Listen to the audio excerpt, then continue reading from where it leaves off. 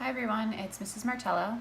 We're going to look at 8.6 example 3, and this is where we're going to write a function to model data. So I would suggest that you pause the video and write down how we can write a linear and exponential function up here. We're not going to do quadratic functions in this video. Quadratic functions from a table or from data is a little bit more challenging, so we're going to skip that, but we are going to definitely look at linear and exponential.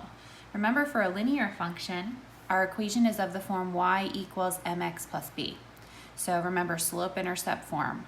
Our b stands for the y-intercept, and we can find this piece of information by looking for when x is equal to 0. And remember, our m is the slope, and if we're looking at data in a table, it's going to appear to be the common difference.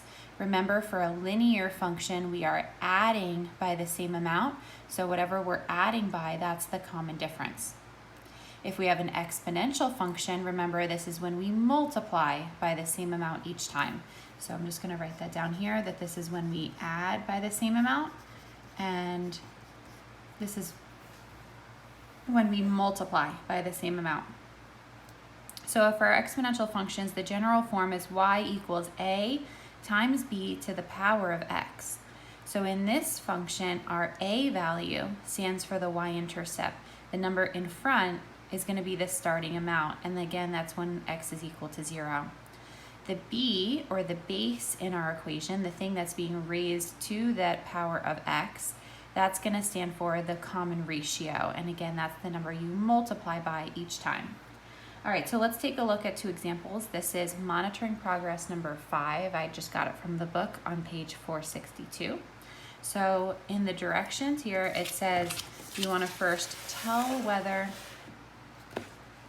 here we're looking down here, tell whether the table of values represents a linear, exponential, or quadratic function, and then we're going to write the function.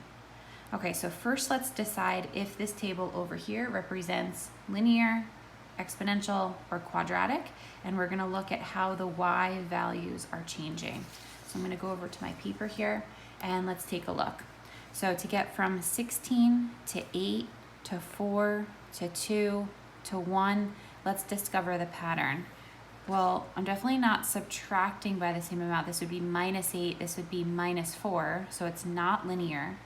But to get from 16 to 8, that's half. 8 to 4 is half, 4 to 2 is half, 2 to 1 is half. So I'm multiplying by 1/2 each time.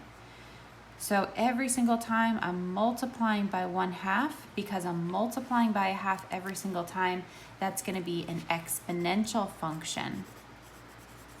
And again, it's exponential because we are multiplying. The y's have a common ratio, which again means that we multiply. All right, so if our graph is exponential, or our function, our table over here is exponential, let's go ahead and write our equation. So we're going to follow this model, y equals a times b to the power of x. Let's identify our y-intercept, and let's identify our base. So our a value, our y-intercept, is whenever x is equal to 0. So look at your table here, and we can see that this point is when x is 0. So 8 represents the y-intercept. So my a value is going to be 8. My b value, which is the base, is the common ratio. So that is this number that I was multiplying by each time to get to the next y value. So this 1/2 is going to be our base.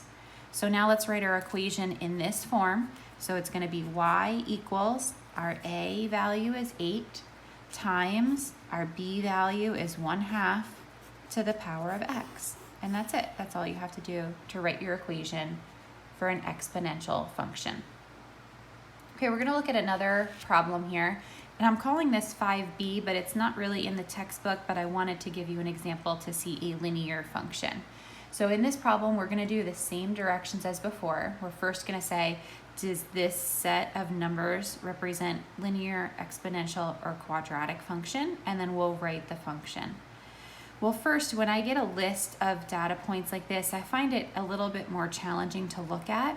I think it's easier to see the numbers in a table like this. So that's what I'm gonna do. I'm gonna put the numbers in the table. Remember that the first value in the point is x and the second value is y.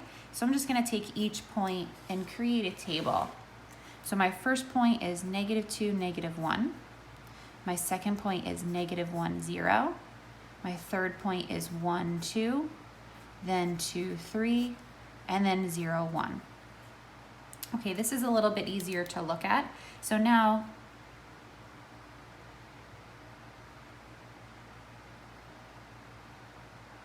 interesting, they didn't give us the numbers in order.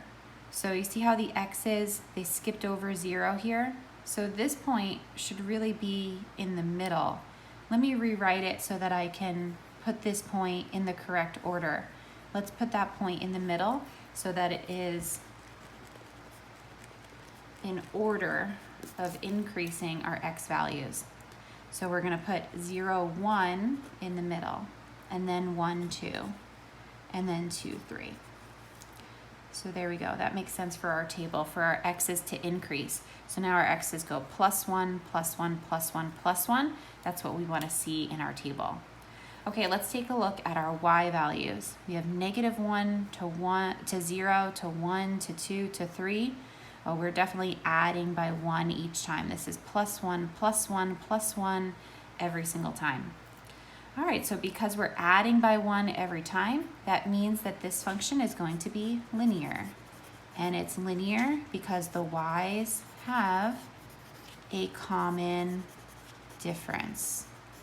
And remember, a common difference means that we are adding by the same amount each time. So it's linear. Okay, if it's linear, that means that we're gonna follow the form for our linear function, which is y equals mx plus b. Let's identify our y-intercept and our slope. So our y-intercept is going to be the b, and again, that's when x is equal to 0. So our b in the equation, if I'm looking when x is equal to 0, our y-intercept is going to be 1. So my b is 1. Next up, let's find the slope. Remember up here we said the slope is that common difference. So in our table down here, when we were adding 1 each time, that's going to be the slope of our equation. So now we're ready to plug our numbers in, and let's write our equation in slope-intercept form. Our equation is going to be y equals, our slope is m, so that's our 1x plus our b, which is 1. Now I really don't need to put the 1 in front of the x here, so I can just rewrite it so it's y equals x plus 1. And that's it. That's our equation of our linear table over here, or our linear set of data points.